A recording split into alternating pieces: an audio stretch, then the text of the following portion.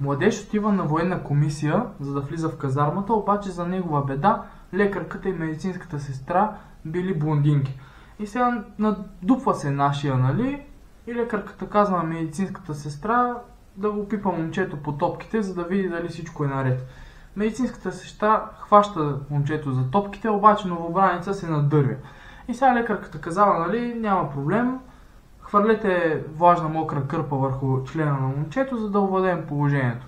Направила медицинската сестра следното изискване и момчето се е оправило.